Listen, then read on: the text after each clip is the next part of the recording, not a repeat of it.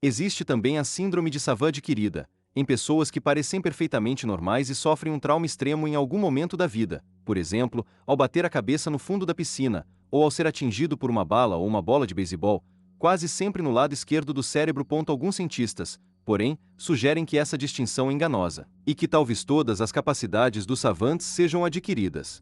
Dado que os autistas savantes começam a apresentar tais capacidades por volta dos 3 ou 4 anos de idade, talvez o autismo, como um golpe na cabeça, seja o desencadeador. Cientistas discordam sobre a origem dessas capacidades extraordinárias. Alguns acreditam que esses indivíduos simplesmente nasceram assim e, portanto, são anomalias únicas, singulares.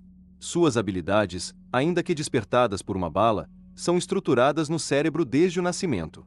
Se assim for, talvez essa capacidade nunca possa ser aprendida nem transferida. Outros afirmam que essa ideia viola a teoria da evolução, que vai sendo incrementada ao longo do tempo. Se existem savantes geniais, então todos nós possuímos capacidades similares, embora em estado latente. Isso significa que um dia poderemos acionar intencionalmente esses poderes extraordinários. Alguns acreditam que sim, e há artigos publicados afirmando que algumas capacidades dos savantes estão latentes em todos nós e podem ser despertadas com aplicações de campos magnéticos gerados por estimulação eletromagnética. Ou talvez tais habilidades tenham uma base genética, e nesse caso, uma terapia com genes poderia recriá-las. E talvez também seja possível cultivar células-tronco que façam crescer neuroníons no córtex pré-frontal e em outros centros importantes do cérebro. Assim, seria possível aumentar nossas capacidades mentais. Todos esses caminhos são fonte de muita especulação e pesquisa. Podem não só levar os médicos a reverter as sequelas de doenças como Alzheimer, mas também nos ajudar a aumentar a inteligência. As possibilidades são fascinantes. O primeiro caso documentado de Savant foi registrado em 1789, pelo Dr. Benjamin Rasch, após estudar um indivíduo que parecia ter uma deficiência mental. No entanto, quando lhe perguntaram quantos segundos tinha vivido um homem, que tinha 70 anos, 17 dias e 12 horas, ele levou 90 segundos para dar a resposta correta. 2.210.500.800. Dr. Darrell Treffertre, médico de Wisconsin, que durante muito tempo estudou os savantes, conta o caso de um cego ao qual se fez uma pergunta simples. Se você colocar um grão de milho no primeiro quadrado de um tabuleiro de xadrez, 2 grãos no segundo, 4 grãos no terceiro, e for duplicando na sequência, quantos grãos terão nos 64 quadrados? Em 45 segundos, ele respondeu corretamente: 18.446.744.073.709.551.616. Talvez o exemplo mais famoso de Savant tenha sido o falecido Kim Peek, que inspirou o filme Rain Man, estrelado por Dustin Hoffman e Tom Cruise. Apesar de ter uma deficiência mental grave, era incapaz de viver sozinho e mal conseguia amarrar os sapatos e abotoar a camisa. Kim Peek memorizou cerca de 12.000 livros e sabia citar passagens, palavra por palavra, de qualquer página que levava 8 segundos para ser lida. Ele conseguia decorar um livro em meia hora, mas lia de um modo muito inusitado. Conseguia ler 2 páginas ao mesmo tempo, cada uma com um olho. Embora fosse incrivelmente tímido, ele passou até a gostar de exibir suas proezas matemáticas diante de espectadores curiosos, que o desafiavam com perguntas capciosas. É claro que os cientistas precisam ter o cuidado de distinguir as verdadeiras capacidades de savantes de simples fórmulas de memorização. Suas habilidades não são apenas matemáticas, mas se estendem incrivelmente à música, às artes e à mecânica. Como os autistas savantes têm grande dificuldade de expor verbalmente seus processos mentais, outro caminho é investigar indivíduos que têm síndrome de Asperger, que é uma forma mais amena de autismo. A síndrome só foi reconhecida como um estado psicológico específico em 1994, portanto existem muito poucas pesquisas sólidas nessa área. Assim como os autistas, os pacientes com Asperger têm dificuldade de interagir socialmente. Entretanto, com cuidados adequados, podem aprender habilidades sociais suficientes para se manter no emprego e articular seus processos mentais. E uma pequena parte deles tem notáveis capacidades de savantes. Alguns especialistas acreditam que muitos grandes cientistas tinham síndrome de Asperger. Isso explicaria a natureza estranha, reclusa, de físicos como Isaac Newton e Paul Dirac, um dos fundadores da teoria quântica. Newton, em especial, era patologicamente incapaz de conversar sobre amenidades. Tive o prazer de entrevistar um desses indivíduos, Daniel Tammet, autor do best-seller Nascido em um Dia Azul. Um dos únicos savantes notáveis, ele é capaz de articular seus pensamentos em livros e entrevistas em rádio e televisão. Para alguém que tinha tanta dificuldade de relacionamento quando criança, ele temoja uma excelente capacidade de comunicação. Daniel se distinguiu por conseguir um recorde mundial de memorização do pi, um número fundamental na geometria. Ele foi capaz de memorizá-lo com 22,514 casas decimais. Perguntei como ele tinha se preparado para tal proeza hercúlea, e Daniel me respondeu que associa uma cor ou textura a cada número. Então, fiz a pergunta-chave. Se todo dígito tem uma cor ou textura, como você consegue recordar dezenas de milhares delas? Infelizmente, ele disse que não sabia. Apenas lhe ocorre. Os números têm sido sua vida desde criança, e simplesmente aparecem em sua mente, que é uma mistura constante de números e cores. Asperger e o Vale do SLC. Até aqui, esse debate pode parecer abstrato, sem nenhuma relação direta com nossa vida.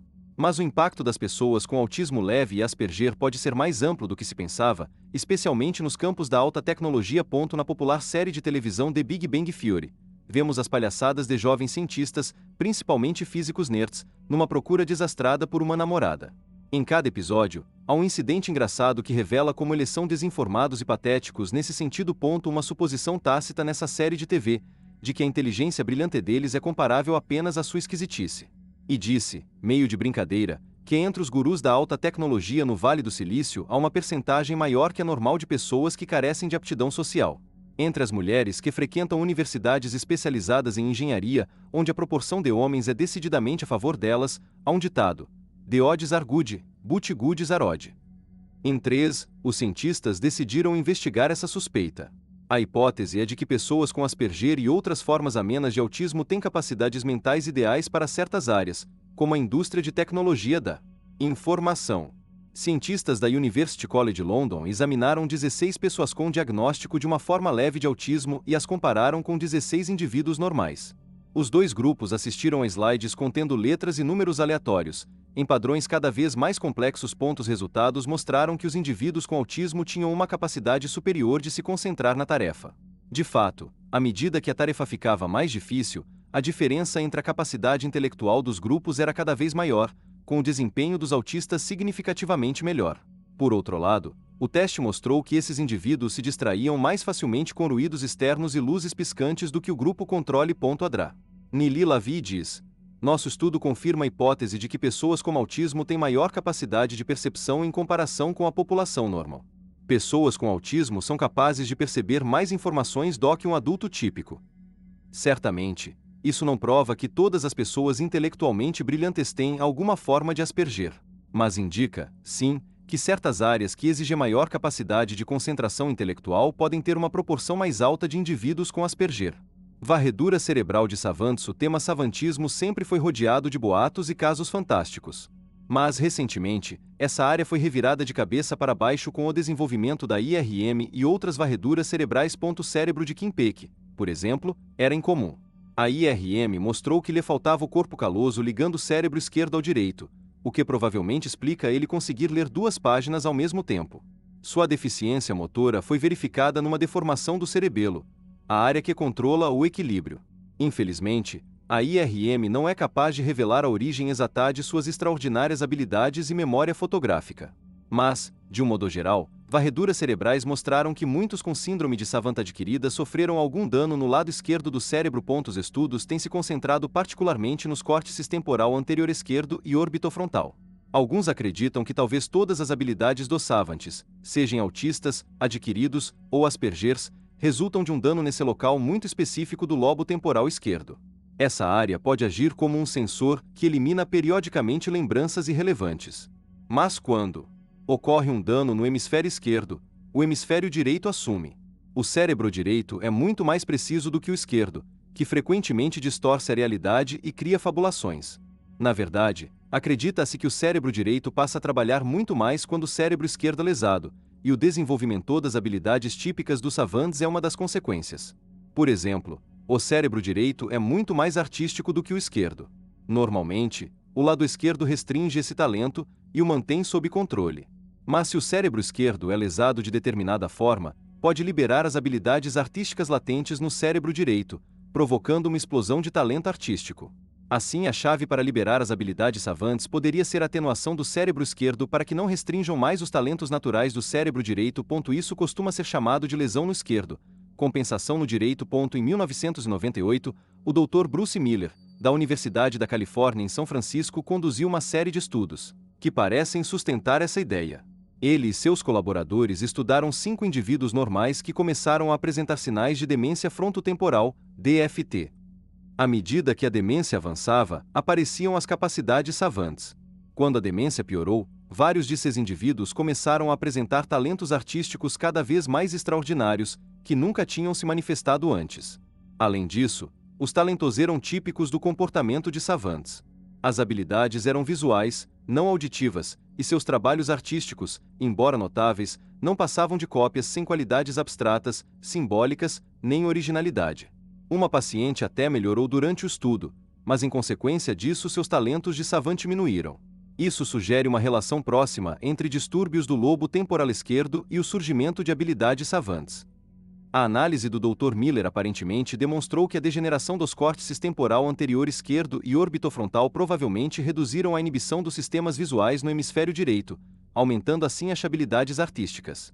Mais uma vez, danos no local específico do hemisfério esquerdo forçaram o hemisfério direito a assumir o comando e se desenvolver. Além dos savantes, também foram realizadas varreduras de IRM em indivíduos com síndrome hipertimésica, que também apresentam memória fotográfica. Não sofrem de autismo nem de distúrbios mentais, mas têm algumas características dos pacientes. Em todos os Estados Unidos, foram documentados apenas 4 casos de memória fotográfica desse tipo. Um deles é o de Jill Price, administradora escolar em Los Angeles. Ela consegue lembrar exatamente o que estava fazendo em qualquer dia, inclusive décadas atrás. E se queixa de não conseguir apagar certos pensamentos. De fato, seu cérebro parece estar travado no piloto automático. Ela compara sua memória a contemplar o mundo numa tela dividida, onde o passado e o presente estão sempre disputando sua atenção. Cientistas da Universidade da Califórnia em Irvine vêm fazendo varreduras no cérebro de Jill desde o ano 2000 e descobriram anomalias. Várias regiões são maiores que o normal, como o núcleo caudado, que trata da formação de hábitos, e o lobo temporal, que armazena fatos e números. Teorizou-se que essas duas áreas operam em conjunto para criar a memória fotográfica. Seu cérebro, portanto, é diferente do cérebro de savantes que sofreram lesão ou algum dano no lobo temporal esquerdo. O motivo é desconhecido, mas indica outro caminho para se chegar a essas fantásticas capacidades mentais. Podemos nos tornar savantes. Tudo isso aponta para a instigante possibilidade de alguém ser capaz de desativar partes do cérebro esquerdo para aumentar a atividade do hemisfério direito, forçando-o a adquirir habilidades savantes. Lembramos que a estimulação magnética transcraniana, EMT, permite silenciar efetivamente partes do cérebro. Sendo assim, por que não podemos silenciar partes dos córtices temporal anterior esquerdo e orbitofrontal, usando o AMT, para nos tornarmos intencionalmente gênios savantes? Na verdade, essa ideia já foi testada. O Dr. Alan Snyder, da Universidade de Sydney, na Austrália, ganhou as manchetes alguns anos atrás quando divulgou que, com aplicações de AMT em certa parte do cérebro esquerdo, os indivíduos de seu experimento conseguiram subitamente realizar façanhas de savantes. Ao direcionar ondas magnéticas de baixa frequência para o hemisfério esquerdo, pode-se, em princípio, desligar essa região dominante, e o hemisfério direito passa a dominar. O Dr. Snyder e colegas fizeram um experimento com 11 voluntários homens. Aplicaram a EMT na região frontotemporal esquerda desses homens durante testes com leitura e desenho. Os voluntários não desenvolveram habilidades savantes, mas 2 deles apresentaram melhora significativa na capacidade de revisar textos e detectar palavras duplicadas. Em outro experimento, o Dr. R. L. Young e colegas aplicaram uma bateria de testes psicológicos em 17 indivíduos. Os testes eram específicos para avaliar habilidades savantes. Esse tipo de teste analisa a capacidade de memorização, de manipulação de números e datas, além de criação artística e desempenho musical. 5 indivíduos apresentaram progressos nas habilidades típicas de savants depois do tratamento com EMT. O Dr. Michael Sveney observou: quando aplicada aos lobos pré-frontais, a EMT mostrou que aumentam a rapidez e a agilidade dos processos cognitivos. Os disparos da EMT agem como aplicações localizadas de cafeína, mas ninguém sabe ao certo como os magnetos realmente operam. Esses experimentos indicam, mas não provam, que silenciar uma parte da região frontotemporal esquerda pode desenvolver algumas habilidades. Mas estão longe de ser as dos savantes, e devemos também salientar que outros grupos revisaram esses experimentos e os resultados não foram conclusivos. É preciso realizar novas experimentações. Ainda é muito cedo para dar uma palavra final concordando ou discordando. As sondas de EMT são os instrumentos mais fáceis e convenientes para essa finalidade, pois podem silenciar intencionalmente várias partes selecionadas do cérebro, sem acidentes traumáticos nem danos cerebrais. Mas é preciso ressaltar que a sonda de EMT ainda é muito primitiva, silenciando milhões de neurônios de uma vez. Os campos magnéticos, diferentemente das sondas elétricas, não têm muita precisão, mas se estendem por vários centímetros. Sabemos que os córtices temporal anterior esquerdo e orbitofrontal de savantes apresentam lesões que provavelmente são responsáveis, pelo menos em parte, por suas capacidades singulares, mas talvez a área específica a ser atenuada seja uma sub-região ainda menor. Assim, uma aplicação de EMT pode desativar algumas áreas que precisam ficar intactas para produzir habilidades de savantes. No futuro, com as sondas de EMT poderemos delimitar ainda mais a região do cérebro envolvida no desenvolvimento das habilidades dos savantes.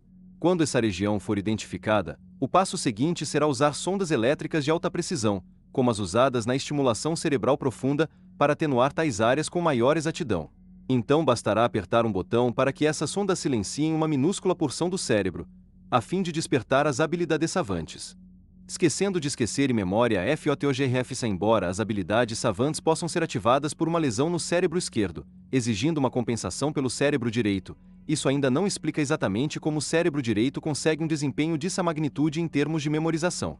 Qual é o mecanismo neural que faz surgir a memória fotográfica? A resposta a essa pergunta talvez determine se poderemos nos tornar savantes. Até recentemente, pensava-se que a memória fotográfica era fruto de uma capacidade especial de certos cérebros. Se assim fosse, dificilmente uma pessoa comum poderia adquirir essa habilidade de memorização, que seria privilégio de cérebros excepcionais. Mas, em 2012, um novo estudo mostrou que a verdade pode estar no extremo oposto. Explicação para a memória fotográfica não deve ser uma capacidade de cérebros privilegiados. Pelo contrário, deve ser sua incapacidade de esquecer. Se isso for verdade, talvez a memória fotográfica não seja algo tão misterioso assim. O novo estudo foi realizado por cientistas do Scripps Research Institute na Flórida, que trabalhavam com moscas das frutas. Eles descobriram um modo interessante de aprendizado das moscas, que pode derrubar a ideia estabelecida sobre formação de lembranças e esquecimento. As moscas foram expostas a diferentes odores e receberam reforço positivo, com comida, ou reforço negativo, com choques elétricos. Cientistas sabem que o neurotransmissor dopamina é importante para a formação de memória. Para surpresa de todos, descobriram que a dopamina regula ativamente tanto a formação como o esquecimento de novas lembranças. No processo de criação de memória, o receptor DCA1 foi ativado. Em contraste, o esquecimento foi iniciado pela ativação do receptor DAM. Anteriormente pensava-se que o esquecimento era simplesmente a degradação das lembranças com o passar do tempo, um processo passivo que ocorre por si só. Esse novo estudo mostra que esquecer é um processo ativo, que exige a intervenção da dopamina. Para provar a descoberta, eles mostraram que, interferindo na ação dos receptores DCA1 e DAM, podiam aumentar ou diminuir propositalmente a capacidade de lembrança ou esquecimento das moscas das frutas. Observarão que uma mutação no receptor DCA1, por exemplo, prejudica a capacidade de lembrar, e uma mutação no receptor DAM diminui a capacidade de esquecer. Os pesquisadores especulam se esse efeito, por sua vez, pode ser parcialmente responsável pelas habilidades dos savantes. Talvez eles tenham uma deficiência na capacidade de esquecer. Um dos estudantes que participou da pesquisa, Jacob Belry, diz: os savantes têm uma alta capacidade de memória. Mas talvez não seja a memória que lhes dá essa capacidade. Talvez seja um mau mecanismo de esquecimento. Isso pode vir a ser uma estratégia para o desenvolvimento de medicamentos que melhorem a memória e a cognição. Que tal? Medicamentos inibidores do esquecimento para melhorar a cognição. Supondo-se que esse resultado se aplique da mesma forma a humanos, pode estimular os cientistas a desenvolver novos medicamentos e neurotransmissores capazes de enfraquecer o processo de esquecimento. Neutralizando tal processo, deve ser possível ativar seletivamente a memória fotográfica quando for preciso. Dessa maneira, talvez se consiga eliminar o excesso de informações irrelevantes e inúteis, que atrapalham o pensamento de pessoas com síndrome de Savant. Também é animadora a possibilidade de que o projeto BRAIN, apoiado pelo governo de Obama, possa identificar os caminhos específicos envolvidos na síndrome de Savant adquirida. O desenvolvimento dos campos magnéticos transcranianos ainda é muito incipiente para isolar os poucos neurônios que possam estar envolvidos. Mas, com o uso de nanosondas e das últimas tecnologias de varreduras, o projeto BRAIN poderá isolar com exatidão os percursos neurais que possibilitam a memória fotográfica e as habilidades computacionais, artísticas e musicais fora do comum. Bilhões de dólares destinados a essa pesquisa serão direcionados para a identificação dos caminhos neurais específicos envolvidos em doenças mentais e outros problemas cerebrais, e o segredo das habilidades dos savantes poderá ser revelado. Então, talvez seja possível que indivíduos normais se tornem savantes também. Isso já aconteceu muitas vezes no passado em consequência de acidentes variados. No futuro, pode vir a ser um procedimento médico de alta precisão. O tempo dirá ponto até o momento. Os métodos analisados aqui não alteram a natureza do cérebro, nem do resto do corpo. Há esperança de que, com o uso de campos magnéticos, sejamos capazes de liberar o potencial existente no cérebro em estado de latência. A filosofia por trás dessa ideia é que somos todos savantes à espera de uma manifestação, e bastaria uma pequena alteração em nossos circuitos neurais para liberar talentos ocultos. Uma outra técnica seria alterar diretamente o cérebro e os genes, utilizando o que há de mais moderno na ciência do cérebro e também na genética. Um método promissor é o uso de células-tronco. Células-tronco para o CRBRO durante muitas décadas, imperou o dogma de que as células cerebrais não se regeneram. Parecia impossível renovar células velhas, quase mortas, ou criar outras células para potencializar nossas capacidades. Mas tudo mudou em 1998. Naquele ano, descobriu-se que era possível encontrar células-tronco no hipocampo, no bulbo olfativo e no núcleo caudado de adultos. Resumindo, as células-tronco são a mãe de todas as células. As células-tronco de embriões, por exemplo, podem se desenvolver rapidamente, transformando-se em qualquer outra célula. Embora cada uma de nossas células contenha todo o material genético necessário para gerar um ser humano, somente as células-tronco embrionárias podem se diferenciar, transformando-se em qualquer outro tipo de célula. Células-tronco de adultos perderam essa capacidade camaleônica, mas ainda podem se reproduzir e substituir células velhas e quase mortas. Em se tratando de melhorar a memória, a atenção se volta para células-tronco no hipocampo de adultos. Percebeu-se que milhares de células novas nascem naturalmente todos os dias no hipocampo, mas muitas morrem logo depois. Entretanto, viu-se que ratos que aprenderam novas habilidades retiveram uma maior quantidade de células novas. Uma combinação de exercícios e substâncias químicas estimulantes do humor também pode aumentar muito a taxa de sobrevivência das células novas do hipocampo. E já se constatou que o estresse, pelo contrário, acelera a morte de neurônios novos. Em 2007, houve um grande avanço quando cientistas em Wisconsin, no Japão, conseguiram colher células normais da pele humana, reprogramar seus genes e torná-las células-tronco. A esperança de que as células-tronco, encontradas naturalmente ou convertidas pela engenharia genética, possam um dia ser injetadas no cérebro de pacientes com Alzheimer para substituir as células quase mortas. Essas novas células cerebrais, como ainda não têm as conexões apropriadas, não se integram à arquitetura neural. Isso significa que seria necessário reaprender certas habilidades para incorporar os novos neurônios. Naturalmente, o estudo de células-tronco é uma das áreas mais produtivas das pesquisas sobre o cérebro. As pesquisas de células-tronco e a medicina regenerativa estão numa fase extremamente animadora. Estamos adquirindo conhecimento com muita rapidez, e estão surgindo diversas empresas que fazem experimentos clínicos em várias áreas, diz o sueco Jonas Friesen, do Karolinska Institute. A genética da INTLGNC. Além das células-tronco, outra área de investigação se abre com o isolamento dos genes responsáveis pela inteligência humana. Os biólogos afirmam que somos 98,5% geneticamente idênticos aos chimpanzés. No entanto, vivemos 2 vezes mais e nos últimos 6 milhões de anos tivemos um progresso excepcional em termos de capacidade intelectual. Portanto, os genes responsáveis pelo desenvolvimento do cérebro humano devem estar em um grupo reduzido de genes. Dentro de poucos anos, os cientistas terão um mapa completo de todas as diferenças genéticas, e o segredo da longevidade e da inteligência superior humana poderá ser encontrado. Os cientistas se concentraram em alguns genes que, possivelmente, impulsionaram a evolução do cérebro humano. A pista para revelar o segredo da inteligência talvez esteja no conhecimento sobre nossos ancestrais simiescos. Isso levanta outra questão. Essa pesquisa tornará possível um planeta dos macacos. Nessa longa série de filmes, uma guerra nuclear destrói a civilização moderna. A humanidade é reduzida à barbárie, mas a radiação de algum modo acelera a evolução dos primatas, que se tornam a espécie dominante no planeta. Eles criam uma civilização avançada, enquanto os humanos são reduzidos a selvagens imundos e mal cheirosos perambulando seminus pelas florestas. Os humanos são, no máximo, animais de zoológico. O jogo virou contra os humanos, e os macacos é que ficam nos encarando do lado de fora das jaulas.